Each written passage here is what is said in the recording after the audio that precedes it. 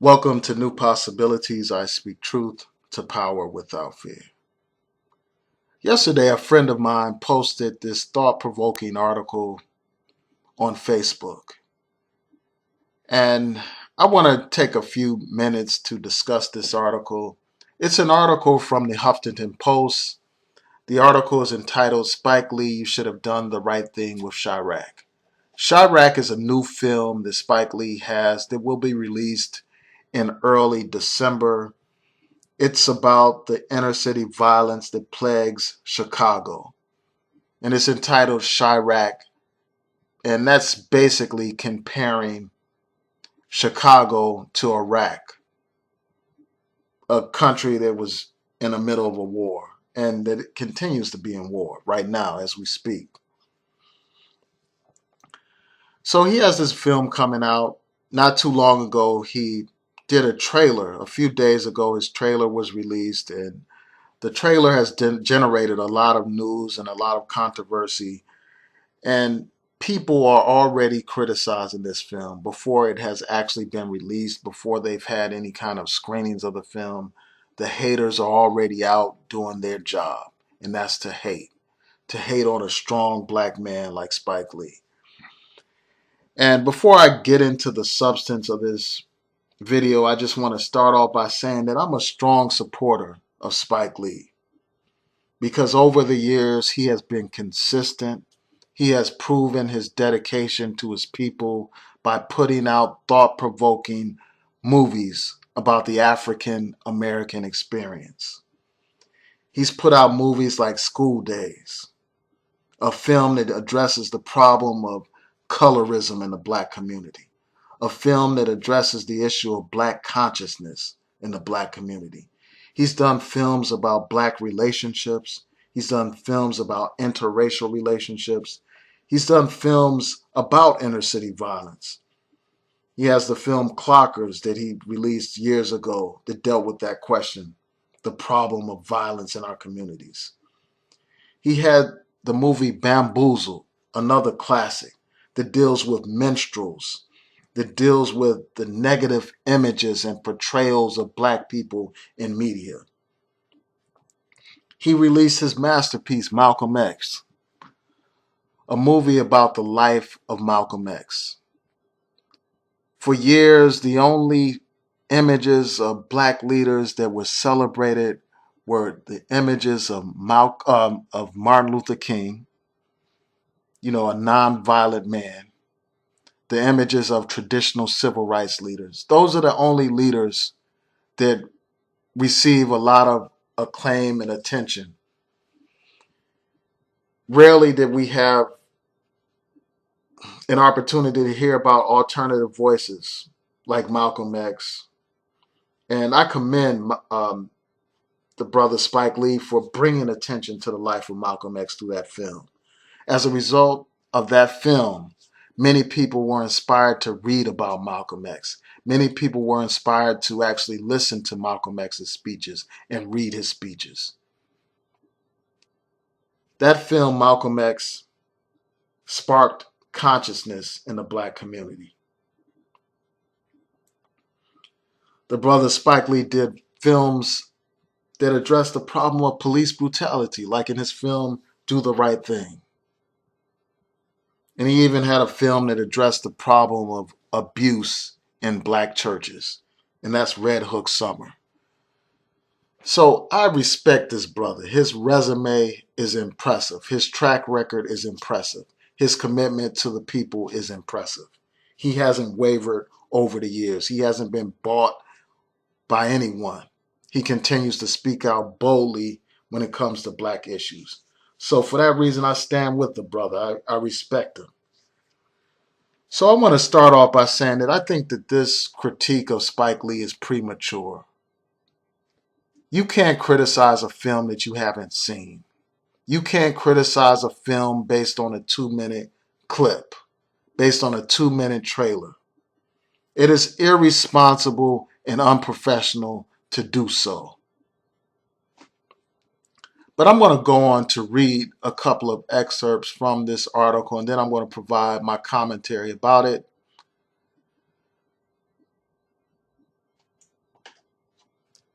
In this article, the writer says this. He says, the brothers need a kryptonite to stop them from killing each other? The answer, a sister's vagina put on pause. Are you kidding me? I can't. Sorry, Spike, but I can't rock with you on this one. It's 2015. Not only is this problematic, but it's just downright sexist. If you thought placing women as sex props to end gun violence was empowering, you are a part of the problem. And then he goes on to say, I know you understand what's really causing gun violence in these streets. So that statement kind of implies that Spike Lee is saying that black women are the cause of the violence that plagues our communities. Nothing in that short little trailer alludes to that point. Nothing in that trailer suggests that black women are the cause of the violence in the community. So I think that it is wrong and it's premature to reach such a absurd conclusion. Also, he talks about how black women are placed as sex props in this film. Again, you can't make that judgment if you haven't seen the film. I'm sure that in this film, there's much depth to many of the female characters in the film. I'm sure that they are multi-layered and complex, as they are in many of Spike Lee's films. Also, somewhere in here in this article, the writer suggests that Spike Lee hasn't had any films where a black woman is not overly sexualized or submissive. You know, he suggests that all of Spike Lee's images of women are overly sexualized and that there are no leads that aren't that don't fit those categories of being submissive or being overly sexualized. When, you know, obviously there are examples of women who weren't overly sexualized in Spike Lee's films. I mean, the primary example that comes to mind is Clockers. That movie featured strong black women and it featured a strong black girl who essentially played the lead. She wasn't submissive. She didn't take on a hypersexual role. And there are many examples, even in School Days. There's a strong black woman in that film who wasn't overly sexualized. And she played Lawrence Fishburne's love interest in that movie. That was a strong, intelligent black woman. So I think that this person is reaching with this article. They're exaggerating with this article. And they're just not providing a real thorough analysis. And I will say this about the role of women in the violence that plagues black communities. Often, young black men in these communities, they engage in drug activity because they don't have many opportunities to be able to provide for a family or to be able to acquire the things that are important in this life. They don't have job opportunities. They don't have great schools to attend. So because of that, many of them get entangled in this drug lifestyle. They get entangled in selling drugs, and they also get caught up into the gangster lifestyle as well. When you don't have guidance in your community, when you don't have strong male role models leading your community, the only male role models that you have to look up to are drug dealers and gangsters. The only brotherhood that you have is the gang in some communities. The only mentors that you have are so-called OGs. And when you're trying to impress women in these communities, often the women are impressed by someone who's able to buy them things, by someone who is strong, by someone who engages in these types of activities, by someone who is macho and carries a gun and all that stuff. Some women are attracted to that. And we have to ask ourselves, if no women were drawn to that kind of black man, how would that affect our community? Would there be less violence if all the women in the community were turned off by the image of a gangster? If all women were turned off by someone selling drugs? Do we really think that drug dealing will be as prolific? Do we really think that many of these young black men would be so eager to sell drugs at the same rate that they do today? That's a question that has to be asked. And this author suggested that somehow Spike Lee didn't address the external issues that cause inner city violence. Again, this writer can't reach that conclusion because he hasn't even seen the film. I'm sure that Spike Lee covers all aspects of the problem. Of course, the problem can't be reduced to black women having sexual relations with black men. It can't be reduced to just being the black woman's fault. As I've said in other videos, you have the issue of poverty, you have the issue of unemployment, you have the issue of guns, you have the issue of drugs flooding our community. When you have all those ingredients, of course you have an explosive situation where we see violence in these communities, like the violence that took the life of Tyshawn Lee in Chicago, a 9-year-old boy.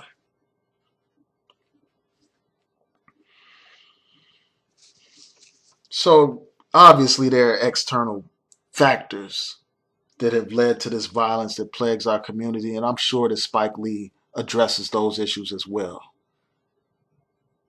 But this movie raises a profound question about what can we do to actually stop the violence in our community. And I'm not necessarily saying that a boycott alone, some kind of sexual boycott alone would stop the violence. But I'm interested in seeing what this film has to say about this issue. I'm interested in watching this film, and I look forward to seeing it. And the last point that I want to make is this. In this article, the author goes on to say this. He says, perhaps hashtag say her name, hashtag trans lives matter, and other non-heteronormative black lives don't seem to fit your joints in this new era of black cinema that you have outdated yourself in. So basically, he's implying that Spike Lee doesn't focus enough on homosexuals and transgender people and black women victims of violence. Again, we don't even know if that's going to be the case in this film. He may address those issues. He may not. I'm sure that he's going to address the issue of violence against black women because many of the victims of this senseless inner city violence are black women and black girls. So I'm sure that he is going to address that in the film. As for trans lives matter and the homosexual issues, I'm really sick of hearing about that. These people want to inject homosexuality and this transgender nonsense into every single aspect of our culture. They want the world to embrace a so-called alternative lifestyle. Everybody doesn't have to embrace that. They want people to normalize what is completely abnormal.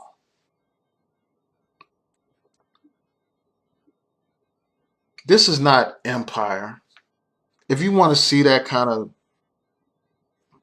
deviance, watch shows like Empire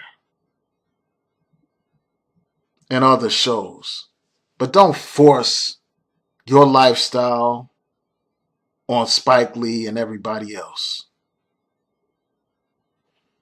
So that's all that I have to say about this. I look forward to watching Spike Lee's movie in December. And, I encourage you all again to check out the trailer. The link is in the description box. Please rate, comment, and subscribe. Peace.